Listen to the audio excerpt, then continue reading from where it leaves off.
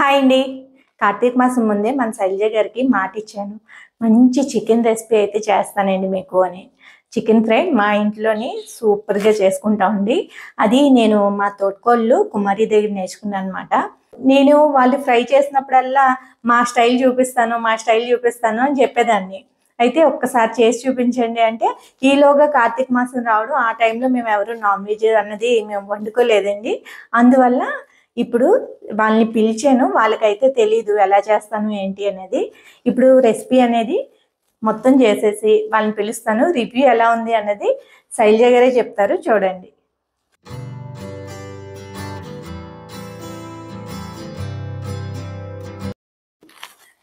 Chicken చాలా మంది ఏంటంటే పసుపు వేసి, ఉప్పు వేసి అలా క్లీన్ చేస్తూ ఉంటారు కదా. వెనిగర్ కూడా వేసి క్లీన్ చేస్తూ ఉంటారు.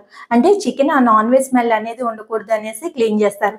మా అత్తయ్య ఏం చేసేవారంటే చికెన్ ఒకసారి వాష్ చేసేసి మళ్ళీ హాట్ వాటర్‌తో మళ్ళీ క్లీన్ చేసేవారనమాట.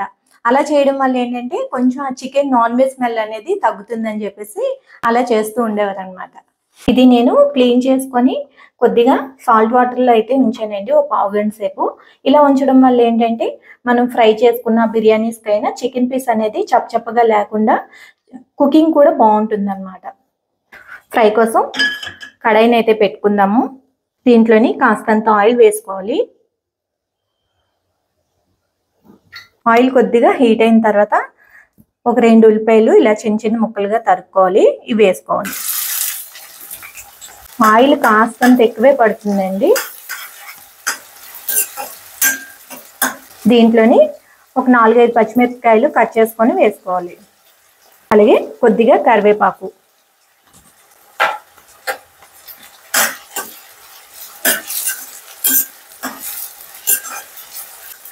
ఇవి కొద్దిగా వేగనివ్వాలి. ఉల్లిపాయలు పూర్తిగా వేగనవసరం లేదండి. కాస్తంత వేగితే సరిపోతుంది. ఫ్రై కాబట్టి చికెన్‌తో పాటు ఇవి వేగుతాయి. ఇప్పుడు ఏదైతే మనం సోక్ చేసి ఉంచుకున్నామో ఈ చికెన్ పీసెస్ అన్నిటిని వేసుకుందాం. మంటని ఎక్కువగానే ఉంచుకోవాలండి. హైలో ఉంచుకొని చికెన్ని కొద్దిసేపు ఇలా ఫ్రై చేయాలి. చికెన్‌లోని వాటర్ అనేది రిలీజ్ అవుతుంది కదండి. ఈ వాటర్ అంతా కూడా దగ్గరికి అయ్యేలాగా మనం కుక్ చేసుకోవాలన్నమాట. దీంట్లోని కాస్తంత పసుపు వేసుకుందాం. పసుపు అనేది వంటకి చాలా చాలా మంచిదండి.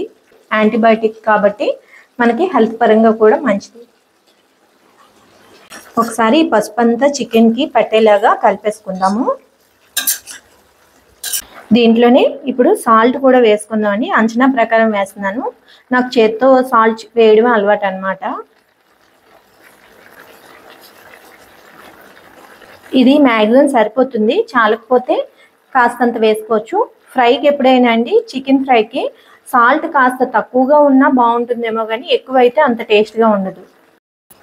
చికెన్లోని పసుపు ఉప్పు మాత్రం వేసాం కదా. ఇవి ఒక్కసారి కలిపేసుకొని ఈ వాటర్ అంతా దగ్గరికి అయ్యి ఈ వాటర్తోనే చికెన్ కుక్ అయిపోతుంది అనమాట. ఇలాగే వదిలేద్దాము. ఒక 10 నిమిషాల నుంచి పావుగంట లోపు చికెన్ అంతా చాలా వరకు కుక్ అయిపోతుందండి. మూత పెట్టి వదిలేద్దాం. మంటని కాస్తంత మీడియం ఫ్లేమ్లో ఉంచుతున్నాను. ఇలా వదిలేస్తే చికెన్ అనేది వాటర్ పోయినా కూడా అంత త్వరగా మాడిపోవడం అది ఉండదన్నమాట. ఓ పావుగంట తర్వాత చూపిస్తున్నాను చూడండి. చూసారా చికెన్లో వాటర్ అంతా తగ్గిపోయింది. మ్యాక్సిమం చికెన్ ఇక్కడే కుక్ అయిపోతుందండి. చూసారా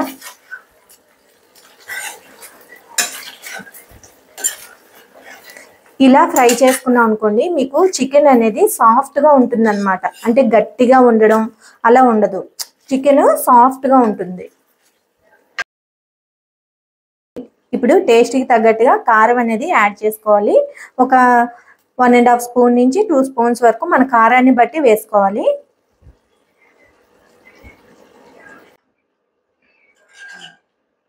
చూసారా చికెన్ అనేది ఆల్రెడీ కుక్ అయిపోయింది కదా. మీకు ఇవి పీసెస్ చూస్తేనే అర్థమైపోతుంది. ఇలా కారం కూడా చక్కగా పట్టించేసి ఇంకొక 5 నిమిషాలు ఇలా ఉంచేద్దాం అండి. లాస్ట్లో ఒక ప్రాసెస్ ఉంది, మా సీక్రెట్ అనమాట చికెన్ ఫ్రైకి. కారం కూడా పట్టించాం కదా, ఇప్పుడు దీంట్లోని యూజ్ చేస్తాం అనమాట మసాలా పేస్ట్.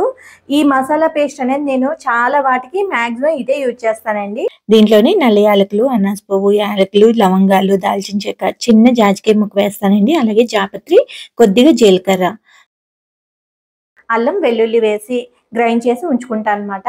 దీన్ని ఏదైనా నాన్ వెజ్ కర్రీస్ ప్రిపేర్ చేసుకున్నప్పుడు కానీ, బిర్యానీలో కానీ డైరెక్ట్గా వేసేస్తూ ఉంటాను. ఇలా ఎప్పటికప్పుడు నూరుకుందైతే ఫ్రెష్గా చాలా టేస్ట్ ఉంటుందండి. ఎక్కువ మసాలా వేయను, చికెన్ ఫ్రైకి మసాలా ఎక్కువ పట్టదండి, లైట్గా వేసుకుంటే సరిపోతుంది. ఒకసారి మసాలా చికెన్కి పట్టి కొంచెం మసాలా పచ్చివాసన పోయేలాగా వేయించుకుంటే సరిపోతుంది.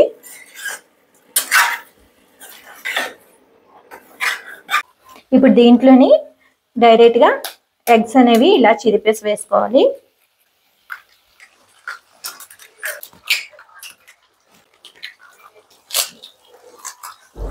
ఇప్పుడు ఈ ఎగ్ అంతా కూడా చికెన్కి పట్టేలాగా హై ఫ్లేమ్లోనే కలుపుకోవాలి. ఎందుకంటే ఈ ఎగ్ స్మెల్ అనేది కొంచెం వస్తుంది కాబట్టి హై ఫ్లేమ్లో కలుపుకోవడం వల్ల స్మెల్ రాదు. ఈ ఎగ్ ఉంది కదండి, ఈ చికెన్ ముక్కలకి ఇలా పట్టాలన్నమాట. దీన్ని ముక్కల్లా కాకుండా ఇలా కలుపుకుంటూ ఉంటే మొత్తం దీని అంతటికి బాగా స్ప్రెడ్ అవుతుంది. చిన్న చిన్న గింజల్లా స్ప్రెడ్ అవుతుందండి. చూడడానికి చాలా బాగుంటుంది. దీని గ్రేవీ టేస్ట్ కూడా చాలా బాగుంటుంది. ఇలా గుడ్డంతా చికెన్ ముక్కలకి పట్టిన తర్వాత బాగా కలుపుకున్నాం కదా, దీంట్లోనే కాస్తంత చికెన్ మసాలా పౌడర్ని వేసుకోవాలి.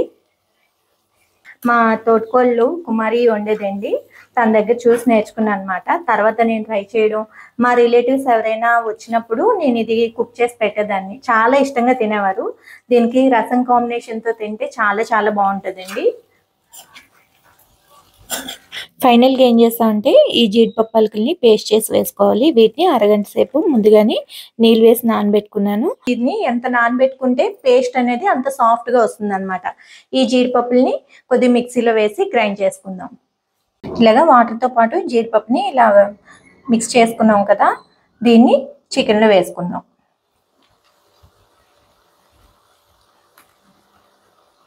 ఈ చికెన్ ఫ్రై అనేది మరీ పీసుల్లో ఉండదండి. కావాలి అంటే పెద్ద ముక్కల్లా చేసుకోవచ్చు. కాకపోతే ఇలా చిన్న చిన్న ముక్కల్లా ఉన్నప్పుడు ఆ గుడ్డుతోని తింటే చాలా బాగుంటుంది అనమాట. ఒకవేళ పీసులు చిన్నగా ఉన్నాయి అనుకుంటే పెద్ద పీసులు కొట్టించుకొని అలా కూడా ట్రై చేయొచ్చు. చికెన్ ఫ్రై అయితే రెడీ అయిపోయిందండి. చివరిగా గార్నిష్ చేసుకోవడమే కొత్తిమీరతోని.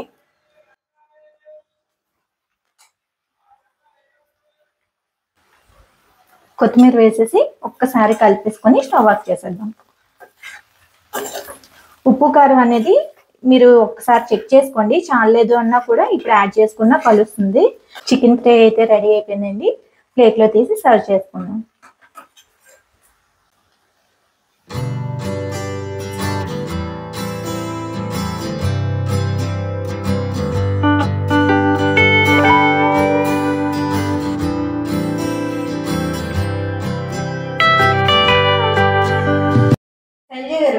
టేస్ట్ చేసి ఎలా ఉంది చెప్పండి. శైలజ గారు, స్వాతి గారు మన కోసం స్పెషల్గా మరీ చేశారు. ఒకసారి దీన్ని టేస్ట్ చేసేసి ముందు నేను ఆస్వాదించాను.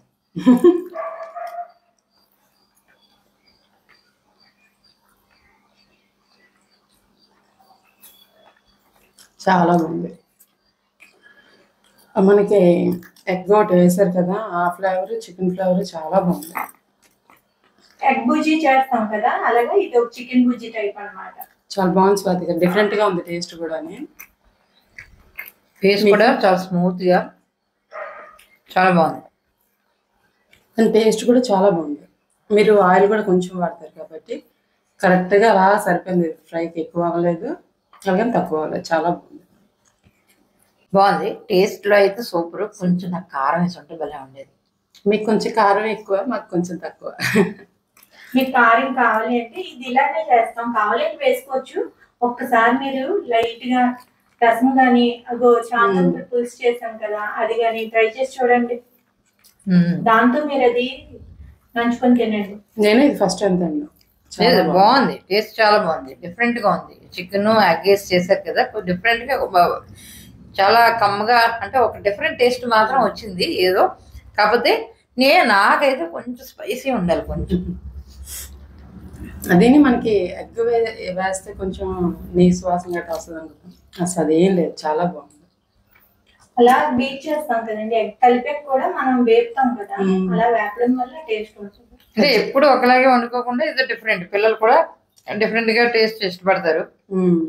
అలాగే ఎగ్ కూడా ఇందులో మనం మిక్స్ చేసాము కదా, డిఫరెంట్ టేస్ట్ వచ్చింది. ఇదో సంథింగ్ వెరైటీ. టేస్ట్ అయితే సూపర్, ఇంకా చెప్పడం చాలా బాగుంది.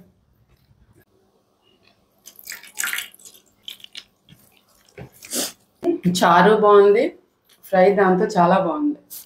చారుతో భలే ఉంది. బాగుంది కదా. రైస్ లో కూడా కలుపుకోండి, కానీ చారుతో అయితే ఇంకా అద్భుతంగా ఉంది. ఏదో చెబుతున్నానని కాదు కానీ ఈ రెండు కాంబినేషన్ అదిరిపోయింది. చాలా నచ్చిందా? సూపర్ గా ఉంది. చాలా బాగుంది స్వాతి. టేస్ట్ బాగుంది, రెండు కాంబినేషన్ కూడా బాగుంది. చూసారు కదండి, మన శైలజ గారికి కూడా నేను చేసిన చికెన్ ఫ్రై నచ్చింది. కొత్తగా డిఫరెంట్ గా ఉంటుందని చెప్పాను, అలాగే ఉందంట. మీరు కూడా ఒకసారి ట్రై చేయండి. ఇది మా ఫ్యామిలీ రెసిపీ అన్నమాట. మీరు కూడా నేర్చుకొని ఒకసారి ట్రై చేసి చూడండి. మీకు ఎలా వచ్చింది అనేది కామెంట్ సెక్షన్ లో షేర్ చేసుకోండి. వీడియో నచ్చితే లైక్ చేయండి, షేర్ చేయండి, సబ్స్క్రైబ్ చేయడం మర్చిపోకండి. చిన్న లైక్ చేయండి.